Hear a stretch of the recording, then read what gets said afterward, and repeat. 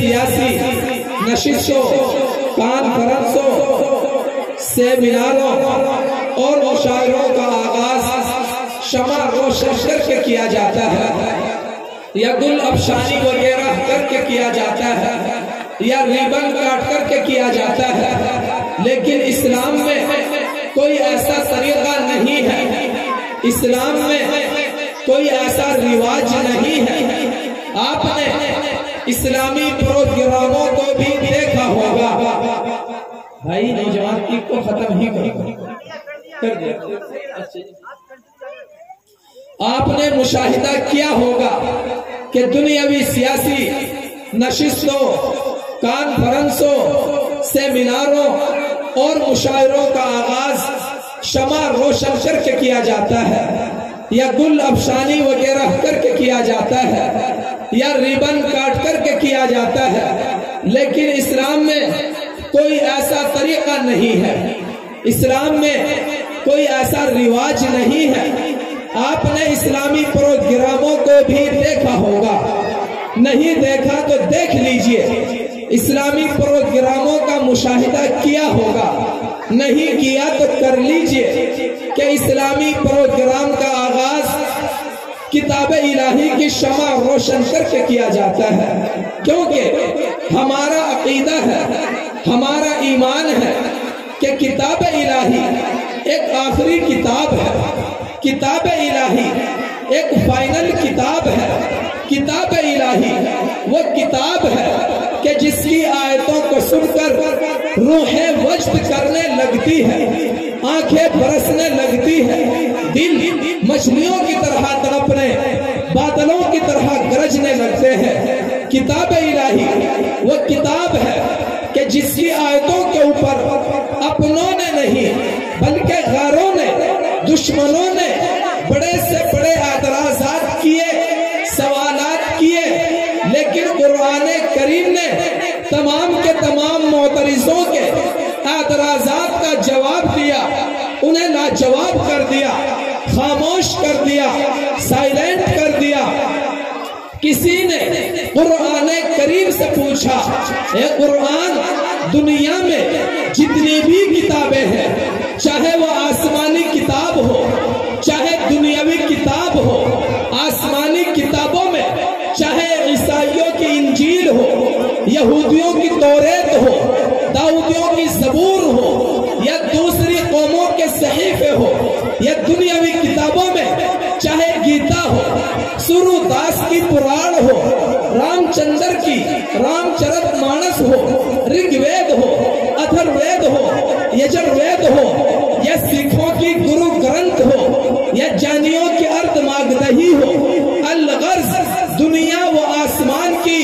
کوئی بھی کتاب ہو، ان تمام کی تمام کتابوں کے نام ہیں، لیکن اے قرآن تیرا نام کیا ہے اور تیرے پاس میں تیرے نام کی دلیل کیا ہے؟ قرآن کریم نے جواب دیا، او دشمن خدا، تو مجھ سے میرا نام پوچھتا ہے، میرا نام بل ہوا قرآن مجید ہے، بزرگ قرآن ہے، بڑی کتاب ہے، اس سے بڑھ کر اور کوئی بڑی کتاب نہ ہو سکتی، نہ آ سکتی۔ کسی نے قرآن کریم سے پوچھا، اے قرآن، تجھے اس دنیا میں کون لے کر آیا؟ قرآن کریم نے جواب دیا،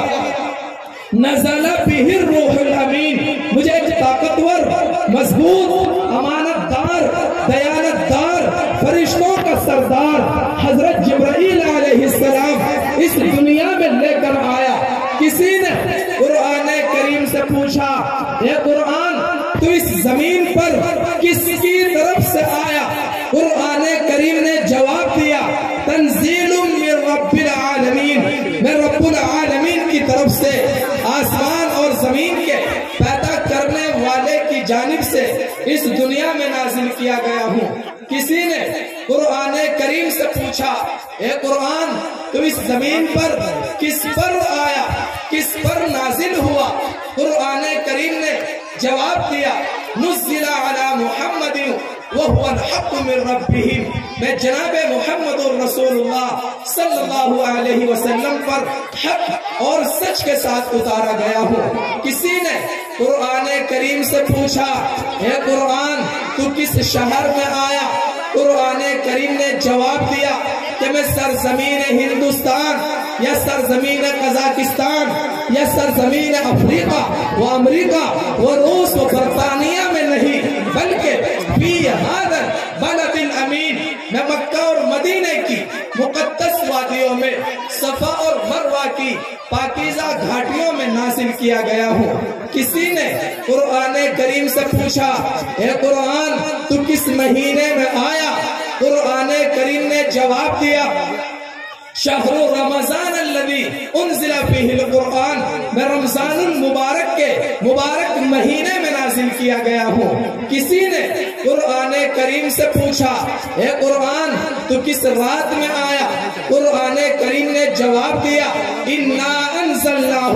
فی لیلۃ القدر میں لیلۃ القدر میں لیلۃ المبارکہ میں نازل کیا گیا ہوں جو رات ہزار راتوں سے بہتر ہے۔ کسی نے قرآن کریم سے پوچھا اے قرآن تو کس زبان میں آیا؟ تو کس لینگویج میں آیا؟ قرآن کریم نے جواب دیا میں ہندی میں نہیں، اردو میں نہیں، سنسکرت میں نہیں، انگلش میں نہیں، بھوجپوری میں نہیں بلکہ بلسان عربی مبین میں عربی زبان میں نازل کیا گیا ہوں جو زبان تمام زبانوں میں سب سے اعلیٰ و بالا ہے۔ کسی نے قرآن کریم سے پوچھا اے قرآن تو اس دنیا میں کیوں آیا؟ تیرے آنے کی ضرورت کیا تھی؟ قرآن کریم نے جواب دیا وَنُنَزِّلُ مِنَ الْقُرْآنِ مَا هُوَ شِفَاءٌ وَرَحْمَةٌ لِّلْمُؤْمِنِينَ میں بیماروں اور مریضوں کا علاج کرنے کے لیے آیا ہوں۔ جہاں لوگوں کے اوپر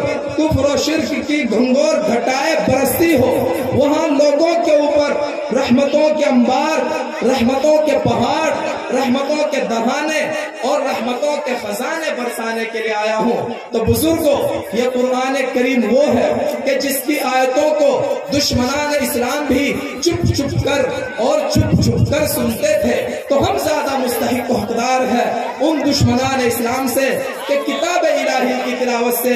اپنے اس پروگرام کا آغاز کریں اور کرائیں اور کتاب الہی کی تلاوت سے اپنے اس پروگرام کو روحانی و نورانی بنائیں، کیونکہ ہمارے اکابر و اسلاف کا بزرگان دین کا یہی طریقہ عمل اور درجۂ امتیاز رہا ہے کہ وہ ہر حسین الشان پروگرام کا آغاز خالق کائنات مالک ارض و سماوات کے مقدس و پاکیزہ کلام سے کیا کرتے تھے۔ تو آئیے اسی کتاب الہی کی تلاوت سے اپنے اس پروگرام کا آغاز کرنے کے لیے درخواست کرتے ہیں جناب حضرت قاری محمد انعام صاحب سے کہ وہ تشریف لائیں اور کتاب الہی کی تلاوت سے پروگرام کا آغاز فرمائیں۔ آغاز ہو محفل کا قرآن کی تلاوت سے، مسرور دل مومن ہو اس کی حلاوت سے، سناؤ نغمہ قرآن کہ ہم بیدار ہو جائے، اندھیروں سے نکل کر صاحب انوار ہو جائے۔ پڑھتے جاؤ قرآن پاک ایک مخصوص لہجے میں صفائی ہو